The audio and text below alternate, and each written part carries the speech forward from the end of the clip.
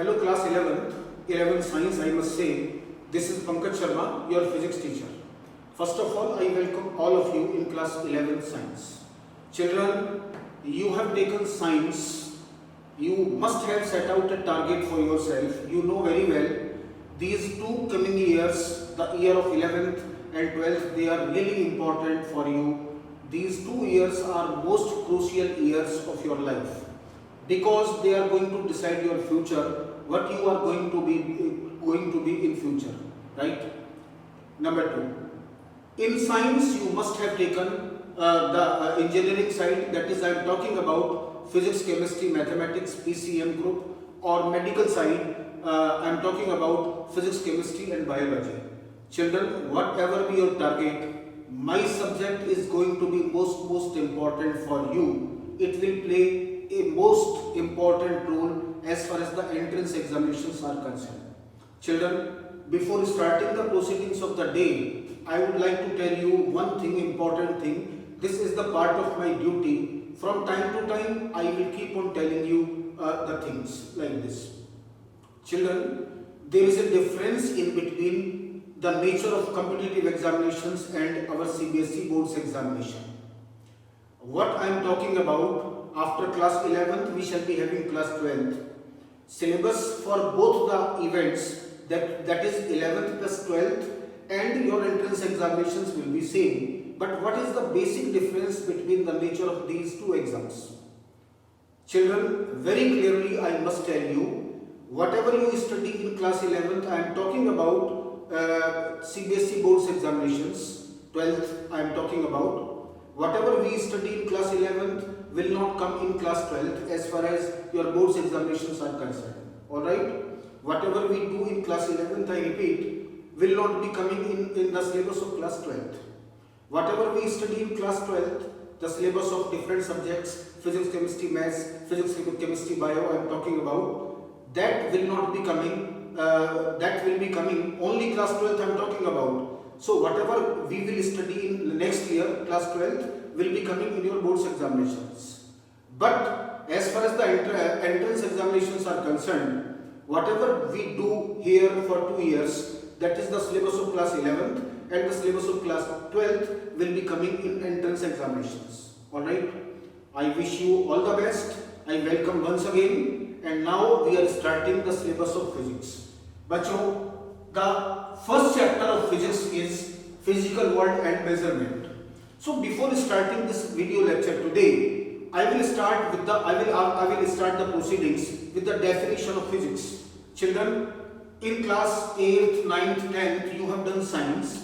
Science used to have 3 parts: physics, chemistry and biology. You must have seen physics in earlier classes. As far as the definition of physics is concerned, I must tell you the definition of physics. Children, physics is the study of energy and its transformation. Transformation means the changing of energy from one form into another form. You know very well, energy exists in various forms, different forms. Sound energy, heat energy, light energy, electrical energy, wind energy, and so on and so forth. So in entire physics, we do nothing except we study the changing or the conversion of transformation of one form of energy into another form of energy. Alright, I hope it is clear. Alright, now let us come to the next thing. What is called a physical quantity? Children, you have done 9th class, you have done 10th class. In 9th class, you have seen distance, displacement, velocity, momentum, acceleration, force, work, and so many other things, power, and so many other things. Children, in every chapter in physics, we will be having different physical quantities. Like I have quoted these examples. These all are the examples of physical quantities. I repeat: distance, displacement, velocity, acceleration, force, mass, length, and so on and so forth. So these are the physical quantities. And for your information, in physics, all physical quantities are divided into 2 parts. You have done in 9th standard also, if you remember. Number 1, they are scalar quantities, and number 2, they are vector quantities. Children, what is the basic difference in between scalar quantities and vector quantities? Children, scalar quantities are those physical quantities which have magnitude only. Magnitude means just amount, which have magnitude only, but they do not have the sense of direction, or direction is not present in those physical quantities. They are basically called scalar quantities. For example, the distance, the speed, the time, the work done, the energy, power, these all are the examples of scalar quantities. In all these quantities, only magnitude or amount is present, no direction is involved at all. Right? Let us come to vector quantities. As far as the vectors are concerned, these are the quantities which have both magnitude as well as direction. See, I have written some examples. The displacement is vector quantity, velocity is the vector quantity, force is the vector quantity, momentum is the vector quantity, and so on. All these physical quantities, they have both magnitude as well as direction. Alright, I hope it is clear. Now let us go ahead. Children, I am asking a simple question. What is the meaning of unit? Unit.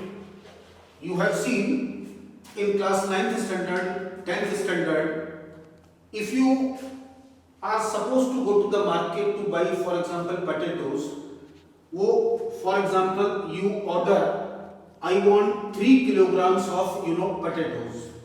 Children, what is the meaning of unit? It is kilogram. Kilogram is the unit of mass. Unit of mass. Similarly, you have done in 9th standard. I am talking about a force of 5 newtons. What is the meaning of Newton? Newton is the unit of force. Similarly, length. Suppose the length of a rod is 2 meters. This is meter. I am talking about meter. Meter is the unit of this physical quantity called length. So children, remember forever, in physics we study physical quantities, and every physical quantity has its own unit. This is very important. So before going ahead, let me tell you, all units in physics, they are divided into two parts. That is, I am talking about all units, they are divided into two parts. Number one, they are called fundamental units, and number two, they are called derived units. Derived units. What is the basic difference in between the two?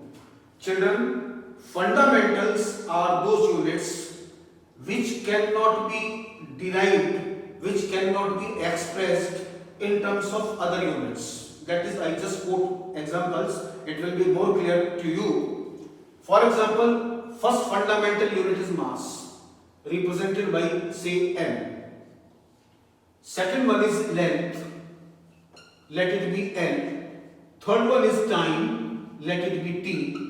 Children, these are the three fundamental units we shall be using in 11th standard. With the passage of time in class 12th, we shall be using two more fundamental units like temperature and electric current, etc. Right? But for the time being, let us focus on three basic fundamental units: the unit of mass, the unit of length, and the unit of time. These three are called fundamental units. Now let us come to what is the meaning of derived units. Children, derived units are the units which are basically expressed using the fundamental units, that is, using the unit of mass, using the unit of length, and using the unit of time.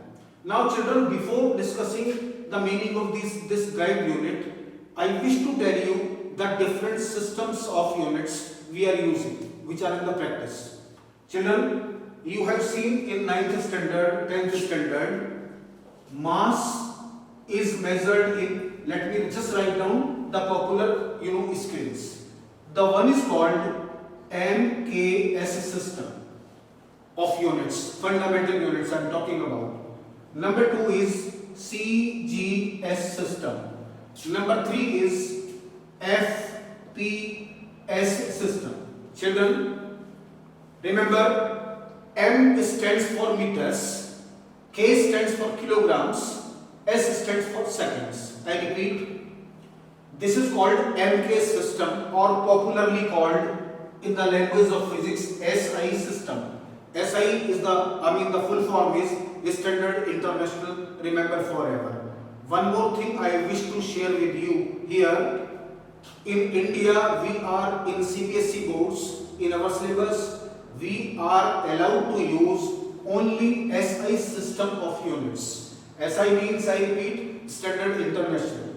M stands for meters, length will be taken in meters, mass will be taken in kilograms, time will be taken in seconds. This is one system.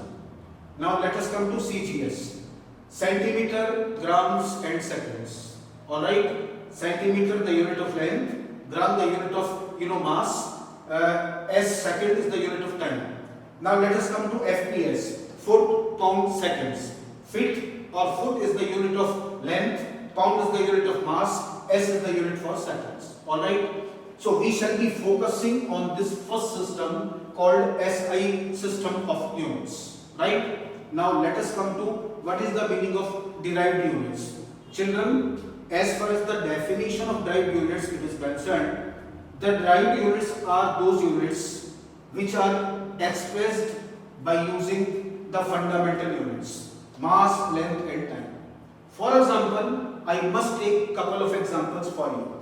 For example, let us talk what is called speed. Children, if you remember the formula of speed you have done in 9th, it was distance divided by time. What is distance? Distance is, you can use maybe using this system, the distance is meter upon second.